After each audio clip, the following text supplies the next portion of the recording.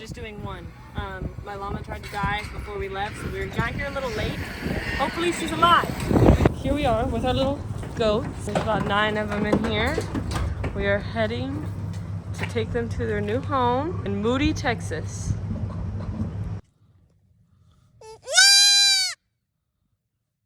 So we are here loading hay. We got 2 trucks today. Our truck, our main farm truck, and our other more reliable farm truck over there. But we're planning on getting about, I don't know, 28 bales. Last time we had to do 2 trips with this big trailer, and we brought the other flatbed. It's not as big as of a trailer, but hopefully Tyler driving the big truck and I drive the more reliable over there. We'll get it all done in one trip. Last time we weren't able to put 2 up top. We only put 1 in the middle because I didn't have long enough straps. But eBay came in clutch. I got me some 40-foot straps now, so I'll be able to put 2 on the top instead of just 1. This trailer's rated for plenty. I think 20,000 pounds, 22,000 pounds. I think we're gonna put 18 on there, so we'll be good to go. Putting 2 up top with our new 40-foot straps. Yeah. Alrighty, well, we're not gonna put 2 up top. We're just doing 1. My llama tried to die before we left, so we got here a little late. Hopefully she's alive. Alright, well, we stopped at the gas station 10 miles up the road, check our straps. All our straps look good. Other than this strap on this trailer, it busted off. I saw it happen in action. Then Nick stopped on a curve and we almost died. So as I was saying, we probably could have done without the other trailer. Probably could have fitted them all on there. I thought we were on the books for 28 bales and we were only on the books for 24 bales, which is fine. I mean, I guess we evened out the load. We didn't end up needing those 40-foot straps. So we just put 1 stack on the top and then put 7 on the smaller trailer. We did lose that strap down the road. We had to stop and get it.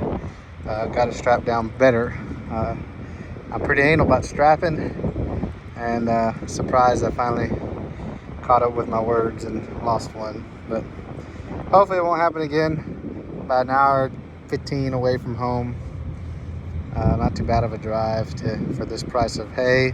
Quality, size, weight, and price. So stay tuned.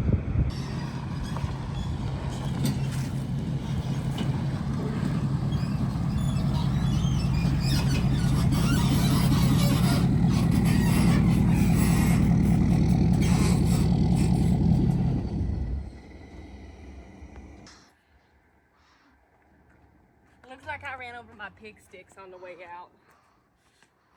Whoopsie, just girly things. Okay, I gotta go. Alright. So before we left, we had one of our llamas try and die on us. We had a little heat stress. I mean, we're not out of the woods, but we were lateral and not very responsive, but we're at least sternal. And, you know, I don't think she's eaten or anything yet, but this is gonna be a journey because heat stress is big in llamas, and here in Texas it's not fair to them. But so, and we did shear her in springtime, but she grew her wool back. It's probably a lesson learned. We're probably gonna have to start shearing twice, once in the spring and then probably once in end of June, beginning of August. So we went out to the pasture and we just found her on her side. She was coherent, but she couldn't get up. So we brought the tractor bucket out there, got her to a water hose, hosed her down for, I don't know, probably a solid 30 minutes.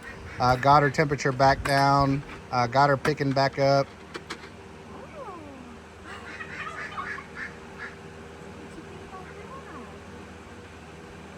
we're nibbling. We got her up here close to the house, propped her up in front of some fans, filled the bucket up, tractor bucket. We're about to get the tractor bucket back from her. But she is eating, so we're doing good. So for a little while, she'll be kept pretty close, and she hopefully will make a full recovery. She's looking pretty rough. She's dehydrated, but we'll do our best to get her going. But we were able to bring her back to life for now. We have had 1 llama heat stress and die on us before. It was pretty much right after she had a baby. This llama actually is pregnant, but we made sure not to expose her to any males where she would have her cria in hot summer months.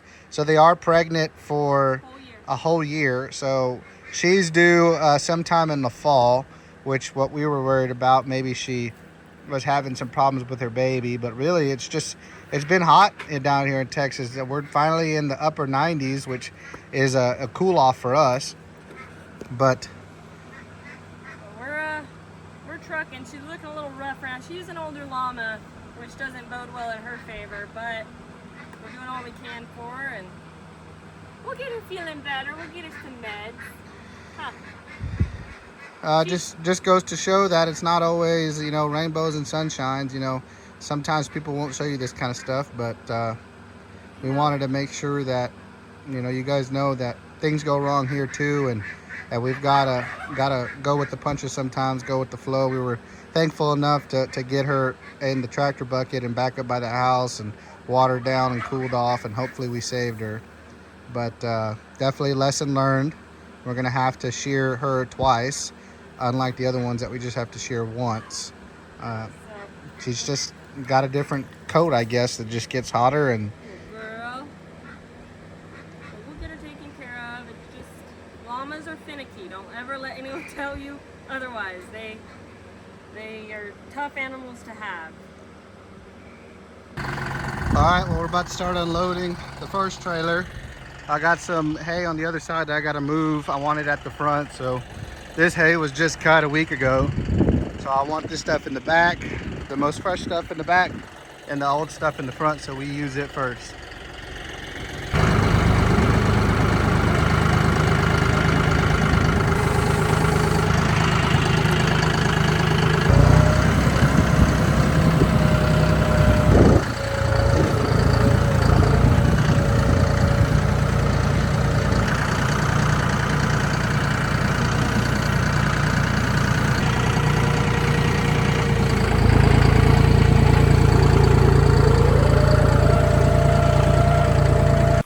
It's getting dark now. I got the first trailer done.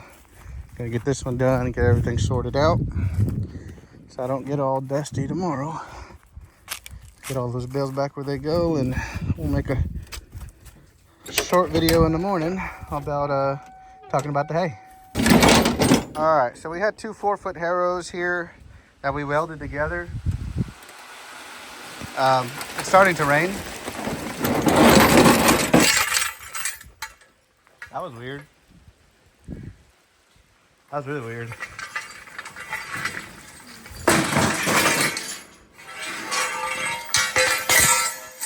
So we had two 4-foot harrows that we bent. So I ended up cutting them back in half where I welded. You can see where I welded over here. I hit a stump of some sort and jacked it all up. Tried to bend it back with the tree and the tractor. Wasn't going very well. So I took a piece of about 8-foot piece of 2 3/8 drill pipe, welded each little hook on pretty good with a pretty thick bead on there, so hopefully it doesn't come off. Then I just took a chain and welded it on the nipple here. So if it ever does hit another stump or something, hopefully all it does is just bend this straight, the chain pops off, and everything else stays intact. So kind of making some modifications of our own to hopefully not bend again. But you can see this other piece, these two were connected together. So hopefully it works. It's about time to spread seed, some winter seed, some wheat, and mix of triticale and wheat and oats and all kinds of stuff. So stay tuned for that. Here we are with our little goats. There's about 9 of them in here. We are heading to take them to their new home in Moody, Texas. They are not very pleased. But we're loaded down. We got our little goat crate here. There's still plenty of room for everyone to have space. So, worked out perfect. Didn't have to bring a trailer. We got them double ratchet strapped. We got a little tarp just in case the sun or rain. So they are well taken care of and safe. They would like to be done already, but they've got about 3 hours to go. This goat crate we bought like this, but we did make one that fits a little bit better in the bed. It's wider and it kind of is more custom made to this truck specifically. It gives them a little more space, which we will be taking to Tennessee with the ones that will be going. Since it's a longer trip, it's fair to them to give them as much space as possible. Just easier on the truck as well as gas to not take a trailer. So here we are with this one, but this one works really well. It is a bit long. Thankfully, it reaches the truck bed, so we don't have anyone falling out or anything. We just make sure to keep it strapped real tight, which is why we have two straps on it. So that's our little crate. It has a nice little nifty door with 2 locks. Say bye! Bye, everyone!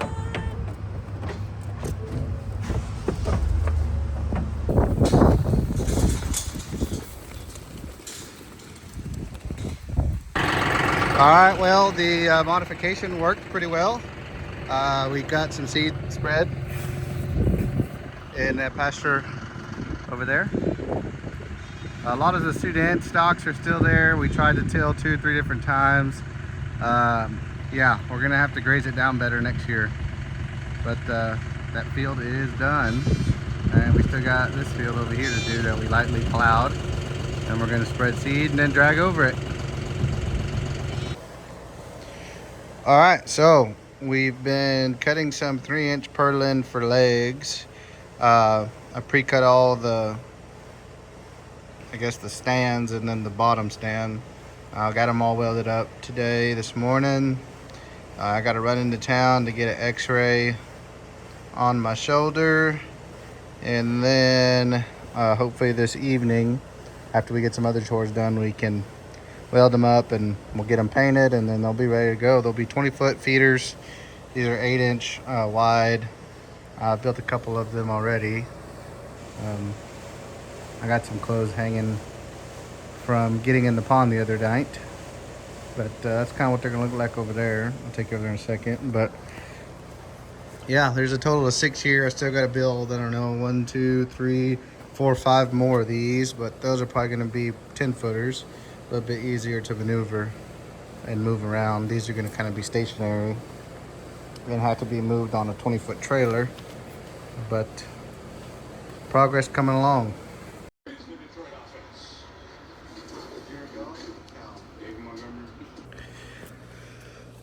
Here's kind of what it ends up looking like right here.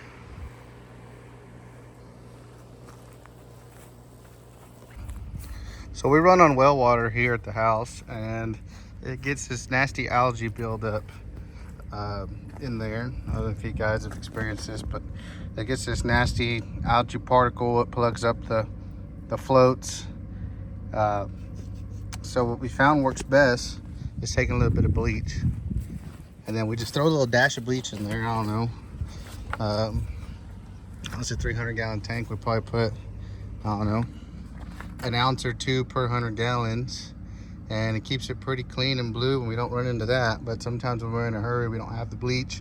We just fill it up and go. And then we have to end up cleaning it out, as you can see. But whenever you put a little dash of bleach, like I said, maybe 1 or 2 ounces per 100 gallons, and it keeps that crap out of there and keeps it clean.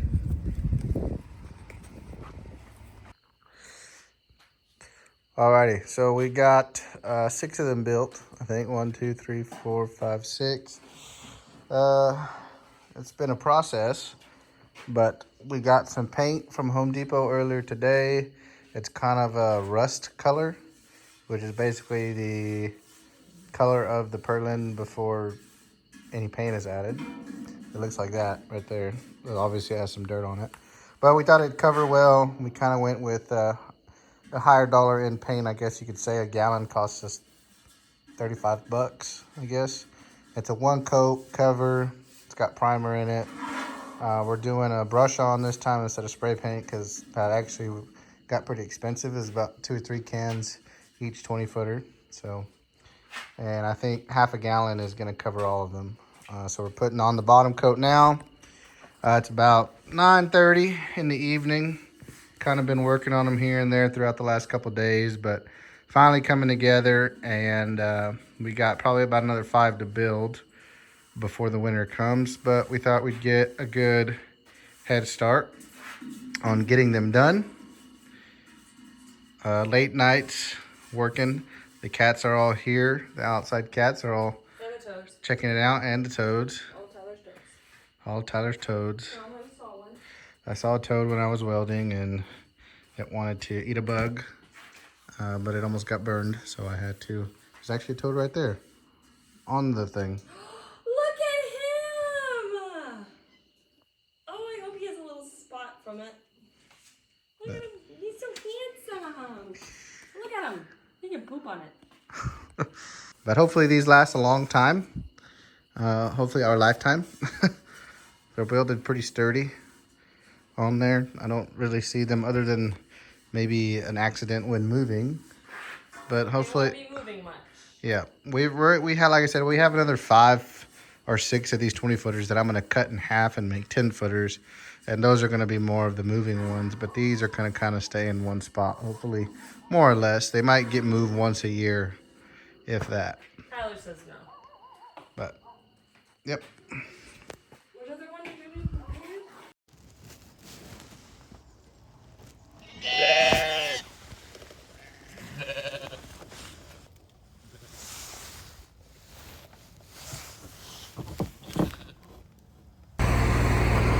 We recently acquired a new utility vehicle from my grandparents. It does not have a receiver hitch on it, so I am welding one on there. Welding an extension plate on there, right up in there. And then I have a extension tube here we're gonna use, and we'll be able to pull trailers around. It's a diesel engine, 3-cylinder engine. Pretty hefty. We've used it a couple times already and we love it. Alrighty, well, it is welded on there. It ain't going nowhere. We'll see it in action here shortly. This is the extension tube I was talking about earlier. It'll just go sit right up in there. That'll stick out just like a normal truck will. We're in business. Here's a little walk around of this thing. This thing's really cool. It's a stick shift. 4 speed. Can get up pretty quick. I think it's as old as I am. I think it was built in '96.